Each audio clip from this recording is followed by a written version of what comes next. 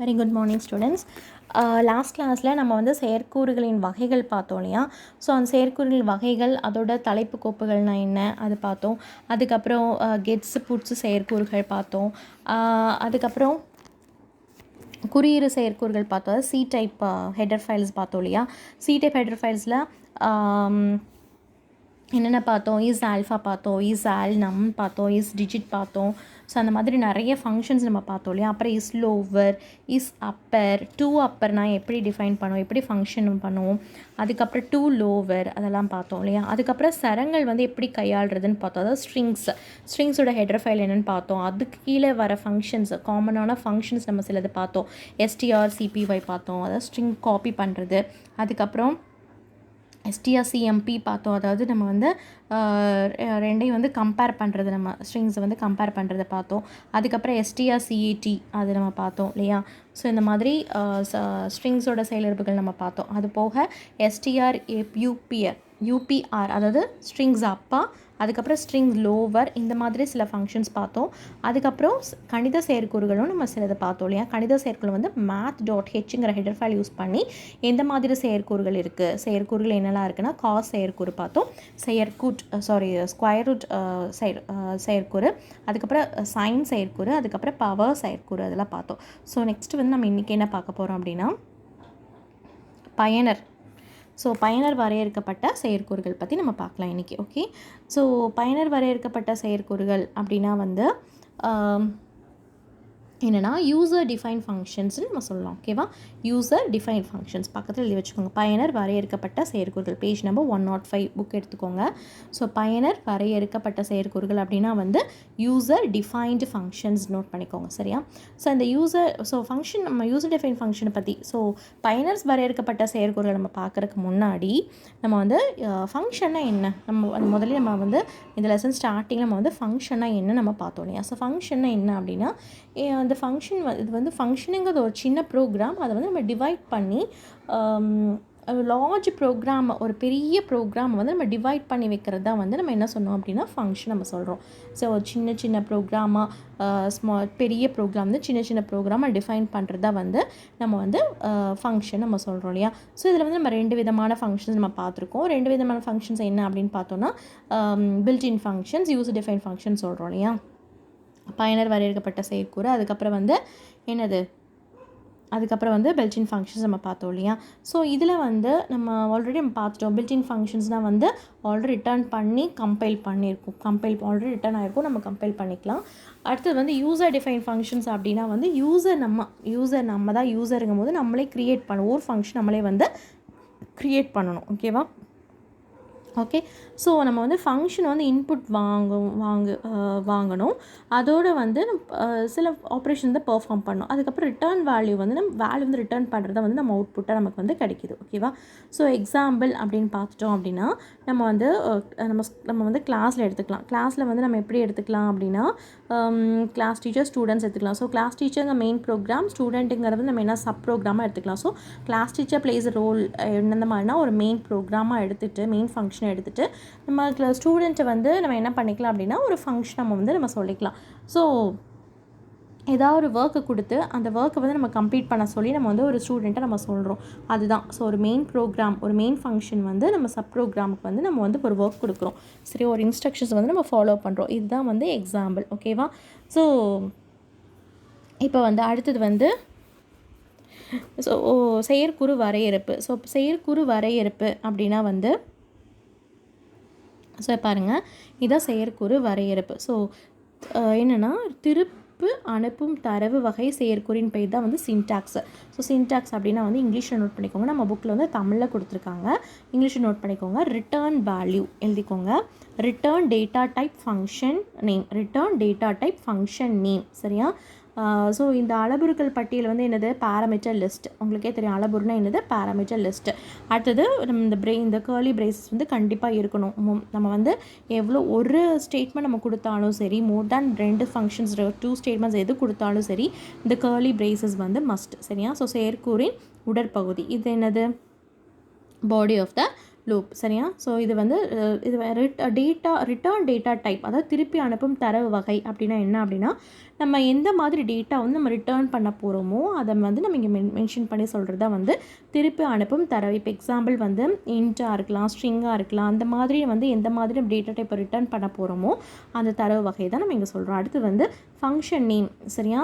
செயற்கூறின் பெயர். செயற்கூறின் பெயர் அப்படின்னா என்னென்னா அங்கே தான் நம்ம என்ன பண்ணுவோம்னா என்ன வேரியபிள் நம்ம கொடுக்க போகிறோமோ அங்கே நம்ம என்ன பண்ணுவோம்னா டிக்ளேர் பண்ணுவோம். அதுதான் வந்து ஃபங்க்ஷன் நேம். சரியா? ஓகே. இப்போ இந்த அளவுருக்களின் பட்டியல் அப்படின்னு என்னென்னா பேராமீட்டர் லிஸ்ட் நம்ம இங்கிலீஷில் சொல்லுவோம். இந்த பேராமீட்டர் லிஸ்ட் வந்து இன்புட் வந்து ஆர்குமெண்ட்ஸ் வந்து நம்ம என்ன இன்புட் ஆர்குமெண்ட்ஸ் பேராமீட்டர் லிஸ்ட் என்ன பண்ணும், இன்புட் ஆர்குமெண்ட்ஸ் வந்து இன்புட்டில் வந்து பாஸ் பண்ணும். ஆர்குமெண்ட்ஸ் என்ன பண்ணும், இன்புட் வந்து பாஸ் பண்ணும். சரியா? ஸோ இங்கே எத்தனை வேரியபிள்ஸ் நம்ம கொடுக்க போகிறோங்கிறது வந்து நம்ம வந்து இங்கே கொடுக்கறது தான் வந்து இந்த பேராமீட்டர் லிஸ்ட். சரியா? இதுதான் வந்து அதோட சின்டாக்ஸ். ஓகே.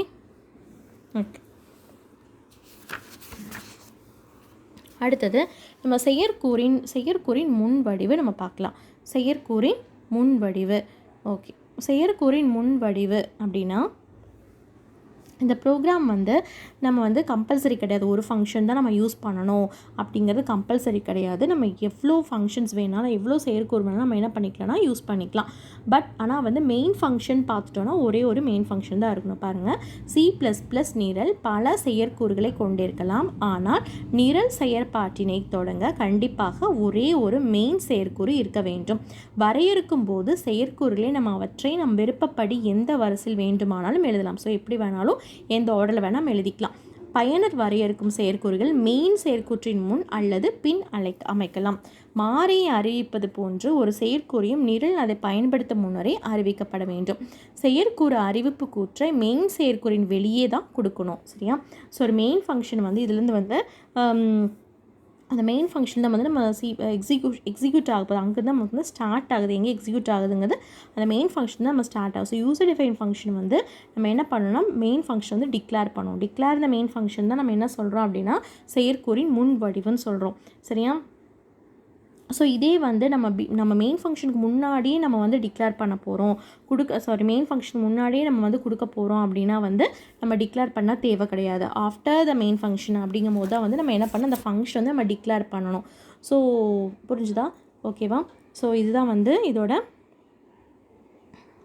பாருங்கள், இதுதான் சின்டாக்ஸ் பாருங்கள். இப்போ வந்து இங்கே வந்து இது வந்து செயற்கூறின் பெயர். செயற்கூறின் பெயர் அப்படின்னா என்ன அப்படின்னா இதுதான் வந்து ஃபங்க்ஷன் நேம். ஸோ ஃபங்க்ஷன் நேம்னா என்ன, இந்த ஃபேக்ட்டுங்கிற ஃபங்க்ஷன் நேம் இந்த மாதிரி நம்ம வந்து கொடுக்க போகிறோம். இந்த ஃபேக்ட்டுங்கிற ஃபங்க்ஷன் நேம் வந்து லாங் டைப்புங்கிற வேல்யூ வந்து ரிட்டர்ன் பண்ணுது. சரியா? ஃபேக்ட்டுங்கிற ஃபங்க்ஷன் நேம் வந்து லாங் டைப்புங்கிற வந்து வேல்யூ வந்து ரிட்டர்ன் பண்ணுது. ஸோ இந்த லாங்குங்கிறது என்னது, டேட்டா டைப், எந்த விதமான டேட்டா டைப் ரிட்டர்ன் பண்ணுதோ அதுதான். சரியா? அப்போ இந்த இன்ட் டபுள் அப்படிங்கிறது என்னென்னா 2 விதமான ஆர்குமெண்ட்ஸ் இங்கே இருக்குது. ஸோ 2 இன்புட் இங்கே இருக்குது. என்னென்ன இன்புட் இருக்குது, இன்ட் இருக்குது, டபுள் இருக்குது, இன்ட் இருக்குது, டபுள் இருக்குது. ஸோ இது என்னது, ஸோ இது என்ன நம்ம சொல்கிறோம் அப்படின்னா அளவுருக்களின் பட்டியல். அளவுருக்களின் பட்டியல்னா என்னது, பேராமீட்டர்ஸ் லிஸ்ட். ஓகேவா? புரிஞ்சுதா? ஓகே. ஸோ இதுதான் வந்து இதோட எக்ஸ்ப்ளனேஷன் இங்கே. ஓகேவா? பார்த்துக்கோங்க. ஓகே.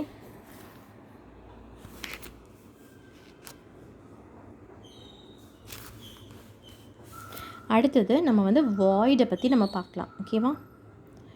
ஸோ வாய்டு கட்டளையின் பயன் நம்ம பார்க்கலாம். ஸோ வாய்டு தரவினம் 2 முக்கிய நோக்கங்கள் கொண்டது. ஸோ வாய்டு அப்படின்னா என்ன, ஸோ வாய்டு அப்படின்னா வந்து என்ன அப்படின்னா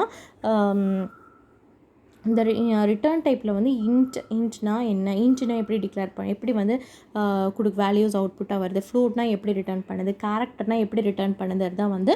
ஸோ அந்த ஃபங்க்ஷன் வந்து இப்படி ரிட்டர்ன் பண்ணுற பட்சத்தில் ஃபங்க்ஷன் வந்து எந்த வேல்யூ ரிட்டர்ன் பண்ணலை அப்படின்னா வாய்டு டேட்டா டைப் வந்து நம்ம யூஸ் பண்ணணும். சரியா?